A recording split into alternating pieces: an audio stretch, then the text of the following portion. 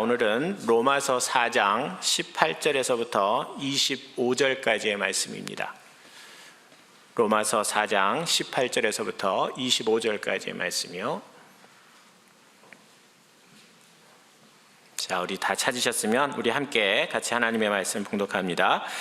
아브라함이 바랄 수 없는 중에 바라고 믿었으니 이는 내 후손이 이같으리라 하신 말씀대로 많은 민족의 조상이 되게 하려 하심이라.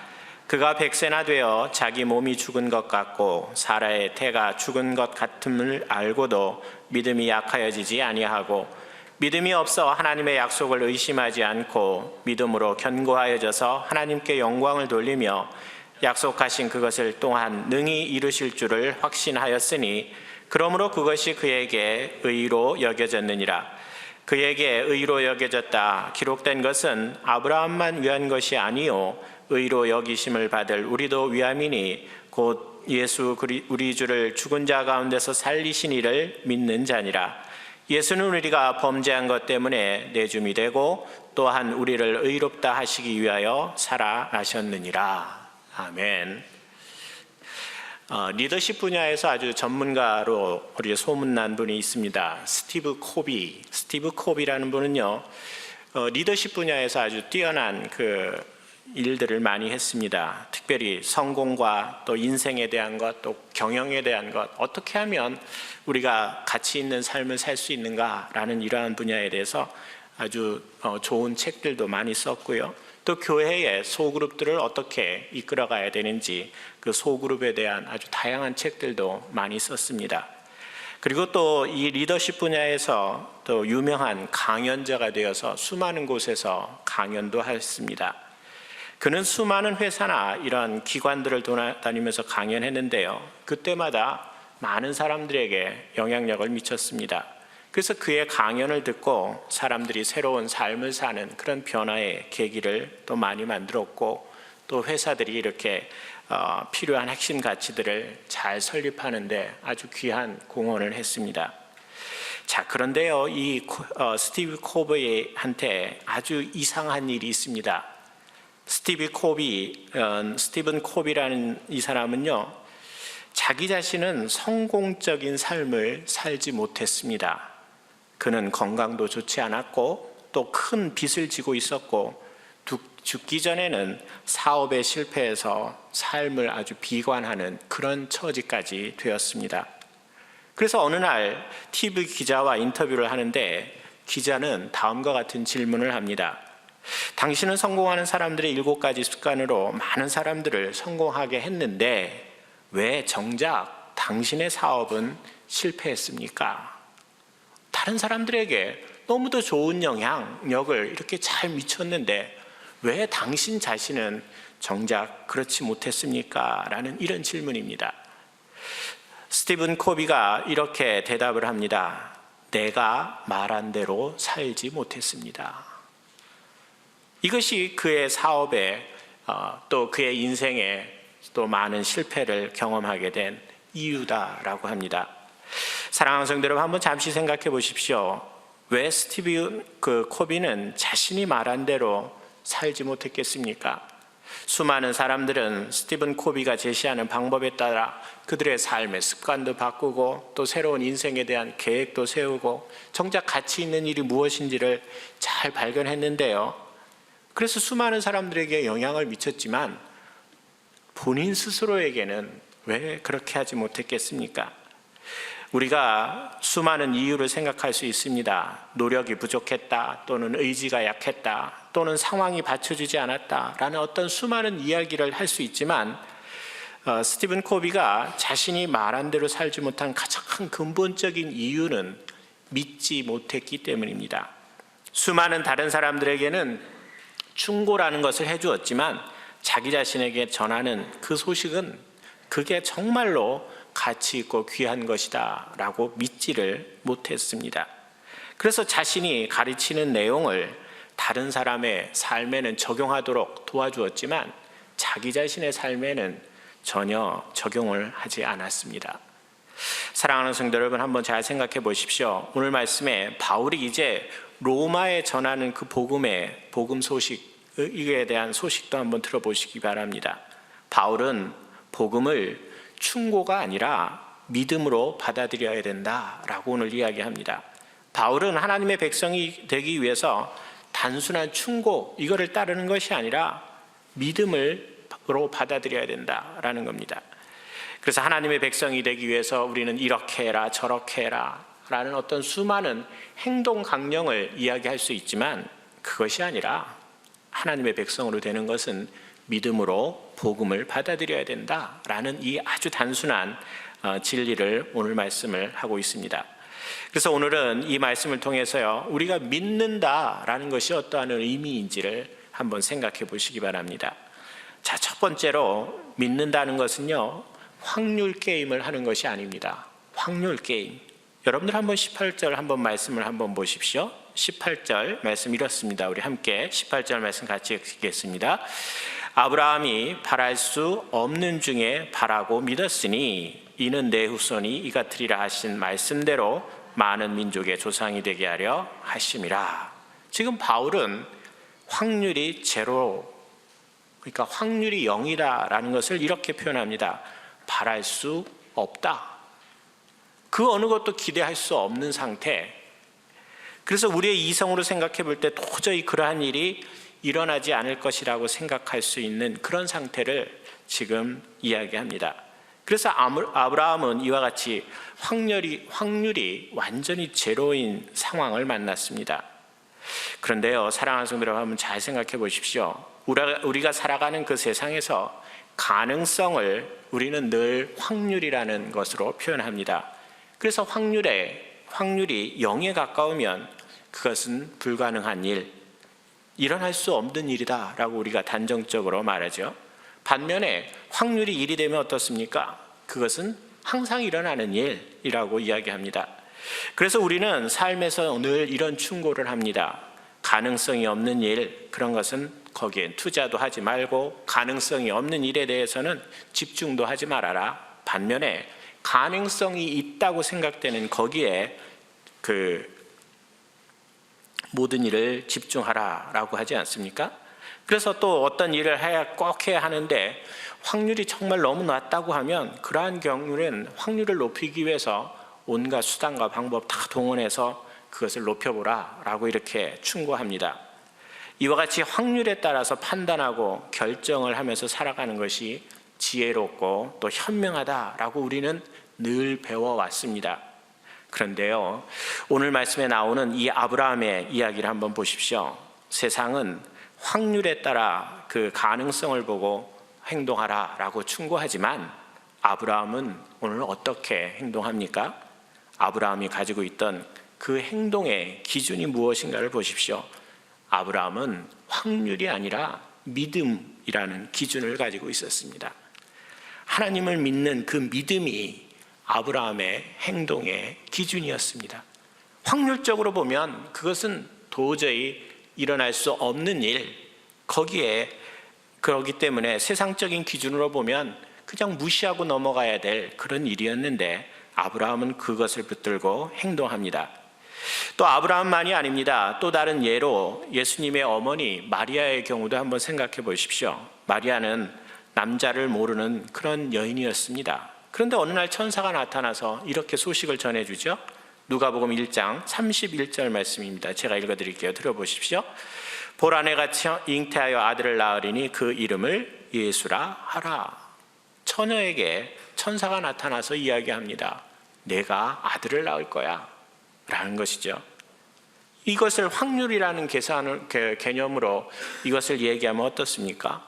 마리아의 입장에서 처녀가 어떻게 아들을 낳습니까? 그거는 확률이 0입니다. 도저히 일어날 수 없는 일입니다. 그래서 이러한 일에 그 천사가 이제 구체적으로 어떻게 그 아들을 낳게 될지 그 과정을 이렇게 쭉 설명하고 나니까요. 그리고 나서 누가복음 1장 38절에 보면 마리아가 이런 고백을 합니다. 제가 또 읽어드리겠습니다. 마리아가 이르되 주여, 주의 여종이오니 말씀대로 내게 이루어지이다 하매 천사가 떠나가니라. 그래서 결국은 마리아가 그 확률이 제로인 그 상황 속에서 하나님께서 이런 일을 하시겠다라는 그 구체적인 상황을 설명해 주니까요. 예, 알겠습니다 라고 이렇게 순복하지 않습니까? 사랑하는 성도 여러분, 한번 잘 기억하십시오. 우리의 이성과 판단으로는 도저히 일어날 수 없는 일이라고 우리가 이렇게 단정적으로 할지라도 하나님은요, 하시고자 하면 모든 일을 다 하실 수 있는 분입니다. 하나님은 무에서 유라는 것을 창조하시는 분이고, 또 하나님은 모든 것을 행할 수 있는 그런 능력을 갖고 계신 분입니다. 그래서 하나님께서 한번 하시겠다고 하면 그 약속은 반드시 이루어지게 되어 있습니다. 그래서 이와 같이 복음을 믿는다는 것은 우리의 상식을 초월하는 일입니다. 세상에서 말하는 그 확률에 의존해서 살라라는 그 충고가 아니라, 복음을 믿는다는 것은 하나님 때문에, 하나님께서 우리에게 주신 그 약속 때문에 우리가 불가능에 도전하는 것, 이것이 지금 복음이다라는 겁니다. 또 한번 생각해 보십시오. 믿는다라는 것, 또 다른 관점에서 생각해 보면 현실적인 회피를 하는 것도 아닙니다. 현실적인 상황, 우리가 만난 그 상황을 회피하고 도망가는 것, 이것이 믿음이 아니다라는 얘기인데요. 한번 보십시오. 또 19절 말씀 한번 보시기 바랍니다. 19절 우리 한번 아브라함이 처한 상황을 이렇게 설명합니다. 19절 우리 한번 같이 읽겠습니다. 그가 100세나 되어 자기 몸이 죽은 것 같고 사라의 태가 죽은 것 같음을 알고도 믿음이 약하여지지 아니하고. 지금 아브라함은 하나님으로부터 약속을 받습니다. 그의 자손이 하늘의 별같이 또 바다의 모래같이 많아질 것을 약속합니다. 하나님으로부터 이러한 약속의 말씀을 받았을 때 아브라함의 나이가 75세였습니다. 그래서 아브라함은 자기 자신을 스스로 생각해 보면, 내게 이런 일이 정말 이루어질까 의심하고 또 불가능할 거다라고 생각할 수 있지 않았습니까? 또 자신뿐만 아니라 자신의 아내인 사레도 마찬가지죠. 사레도 이미 폐경이 되어서 더 이상 임신할 수 없는 그런 몸입니다. 그래서 아브라함과 그 사라가 처한 그 현실적인 상황을 보면 하나님의 약속은 도저히 이루어질 수 없는 일입니다. 그런데 아브라함과 이러한 현실적인 상황을 어떻게 합니까? 잘 알았습니다. 안 될 것, 우리의 인간적인 노력이나 인간적인 방법으로는 도저히 안 될 상황이라는 것을 너무도 잘 알고 있었습니다. 사랑하는 성도 여러분, 한번 잠시 상상을 해보십시오. 저와 여러분이 어떤 일을 하려고 하는데요, 불가능하다, 이것은 될 일이 아니야 라는 이런 생각을 알게 됐다고 상상을 해보십시오. 그러면 불가능하다는 상황을 알게 되면 우리는 어떻게 합니까? 어떻게 하면 되죠? 이것은 불가능해 라고 하면, 인간적으로 생각하면 안 합니다. 근데 안 하는 것을요, 오늘 말씀에서는 이렇게 표현이 됩니다. 20절 말씀 한번 보십시오. 20절 우리 한번 같이 읽겠습니다. 믿음이 없어 하나님의 약속을 의심하지 않고 믿음으로 견고하여져서 하나님께 영광을 돌리며. 여기 보면 불가능하다는 것을 알면 우리는 자연스럽게 찾아오는 것이 있습니다. 의심입니다. 의심. 이게 될까 안 될까? 이건 안 돼 라고 하면 하나님의 약속이 우리에게 들려도 찾아오는 것은 의심입니다. 약속이 이루어지지 않을까 봐 염려하고 걱정하는 것, 이런 것이 의심 아닙니까? 그리고 우리의 마음이 흔들리죠. 그런 후에 시간이 더 지나면 의심은 우리에게 행동을 하도록 만듭니다. 약속이 이루어지지 아니할까 봐 걱정이 되고 염려가 되는 것, 그것으로 가만히 있지 못하고요, 하나님이 약속하신 것을 하나님이 이루도록 기다리는 것이 아니라 내가 나가서 내 능력으로 내가 어떻게 해보려고 발버둥을 칩니다. 여러분들 한번 잘 생각해 보십시오. 처음에는 이게 불가능하다라고 생각하기 때문에 하나님의 약속이 들려졌지만 불가능하다라고 생각되면 그때 하는 것은 염려하고 걱정하는 겁니다. 그리고 시간이 조금 더 지나고 나면요, 어떻게 하죠? 하나님이 약속하신 것을 내가 내 능력으로 내 힘으로 이것을 어떻게든지 이루어 보려고 길을 씁니다. 그래서 의심이라는 것은요, 나중에 수단과 방법을 가리지 않고 우리를 문제의 해결사가 되라고 이렇게 충고하는 그런 부분이 있습니다. 하지만 오늘 말씀에 나오는 그 아브라함을 보십시오. 아브라함은 어떻습니까? 불가능하다는 그 현실을 잘 알면서 한치의 흔들림이 없습니다. 아브라함은 모든 상황이 안 될 거다, 인간적으로 생각해 보면 이건 되지 않을 일이야 라는 것을 너무도 잘 알고 있었습니다. 그러나 그의 믿음이 약해지지 않습니다. 모든 상황을 잘 알면서 하나님의 약속이 끝까지 이루어질 것이다 라고 의심하지 않는 그 모습, 이게 오늘 아브라함의 모습입니다. 자, 이와 같이 믿는다라는 것은요, 그래서 결국 어떻습니까? 기다리라는 것과 잘 연결이 됩니다. 우리가 만난 상황을 보면서 불안해하면서 요동하는 것이 아니라 하나님을 바라보면서 잠잠히 있는 것, 이것이 우리에게 늘 필요합니다. 그래서 저와 여러분의 심령에 하나님이 심어주신 그 약속의 말씀이 들리면요, 하나님이 직접 그 일을 이루어 가시도록 기다리는 것, 그것이 우리의 믿음 속에 꼭 있어야 합니다. 그래서 믿음에는 언제나 기다림, 고요한 기다림이라는 것이 함께 있다라는 것, 이것을 우리가 한번 생각해 보시기 바랍니다. 또 세 번째로 믿는다라는 것, 이것은요, 다른 말로 표현하면 하나님께 설득되는 겁니다. 오늘 21절 말씀을 한번 보십시오. 우리 21절 우리 함께 같이 읽겠습니다. 약속하신 그것을 또한 능히 이루실 줄을 확신하였으니. 지금 현실 상황을 보면 도저히 하나님의 약속을 성취되지 않을 것 같이 보이지만 아브라함은 어떻게 됩니까? 자신의 생각을 버리고 하나님께서 약속하신 것을 성취할 것이다 라고 이렇게 확신했습니다. 자, 여기에서 우리가 확신이라는 이 단어에 한번 초점을 맞춰 보십시오. 확신한다라는 이 동사는요, 우리가 어떤 의지를 가지고 내가 무엇인가를 나타내는 그런 것이 아닙니다. 우리가 확신이라고 하면 내 안에 뭔가 대단한 거가 있어서 그것을 드러내는 것을 확신이라고 생각하죠. 그런데요, 오늘 말씀에 나오는 이 확신은 우리의 생각과는 완전히 정반대입니다. 오히려 적극적으로 내가 뭐를 나타내는 것이 아니라 오히려 수동적인 그런 의미가 포함이 되어 있습니다. 그래서 특별히 이 확신이라는 단어 속에는 설득되다라는 이런 뜻이 있습니다. 그래서 하나님께서 약속하신 그 일이 그대로 이루어지겠구나라는 이런 생각이 우리 안에 찾아오는 것, 이것이 지금 설득되는 겁니다. 그러니까 아브라함 자신이 애써서 믿음을 가지고 노력하는 것이 아니라 자연스럽게 그냥 그 일이 믿어지는 겁니다. 그래서 21절 말씀을 다르게 표현하면 이렇게 표현할 수 있습니다.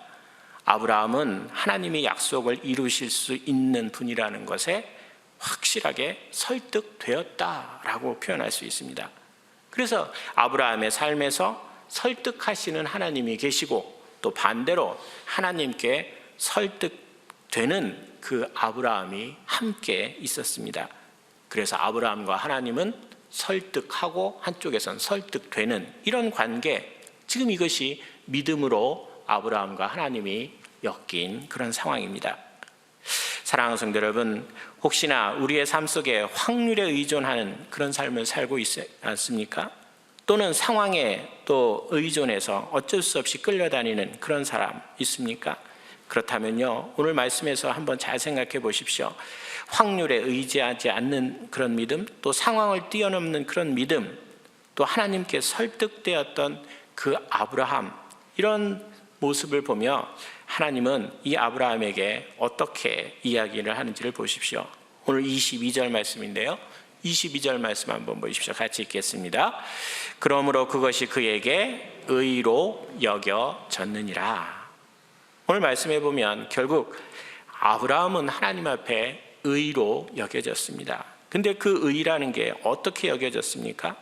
앞에서 지금까지 말씀드렸던 것처럼 확률에 의존하지 않는 그런 믿음, 그리고 상황을 뛰어넘는 그 믿음, 또 하나님께 설득되는 그 믿음을 가진 아브라함을 하나님은 의롭다라고 이렇게 칭해 주셨습니다.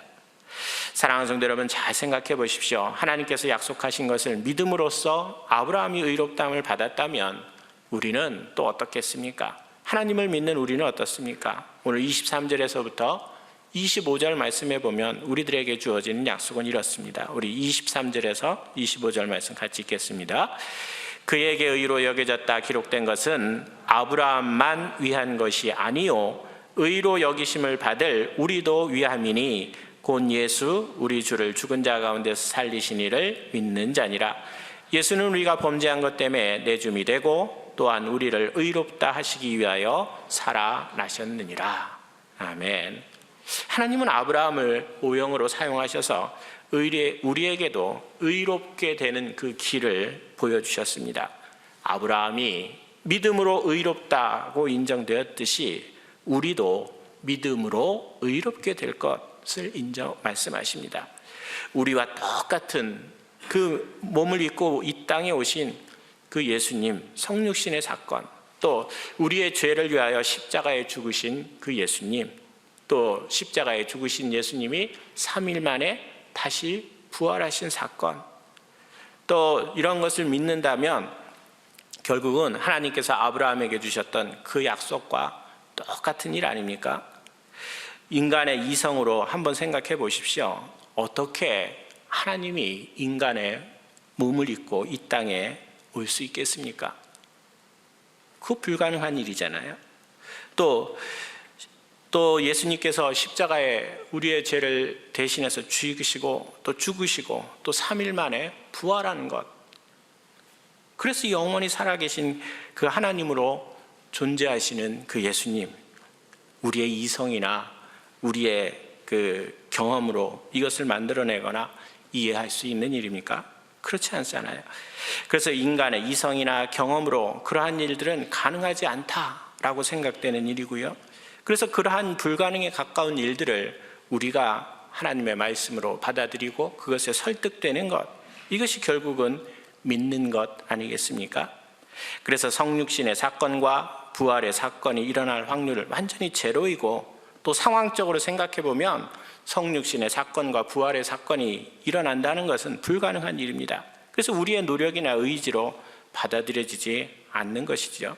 그런데 하나님께서 우리를 설득하셔야만 우리가 아브라함이 설득되었던 것처럼 우리도 설득이 되어서 믿어질 수 있다라는 겁니다. 그래서 우리가 기억해야 될 것이 이것입니다. 복음이 우리에게 전해지고 또 전해진 복음에 우리가 설득이 되어 믿어질 수 있는 것, 그것은 전적인 하나님의 은혜입니다.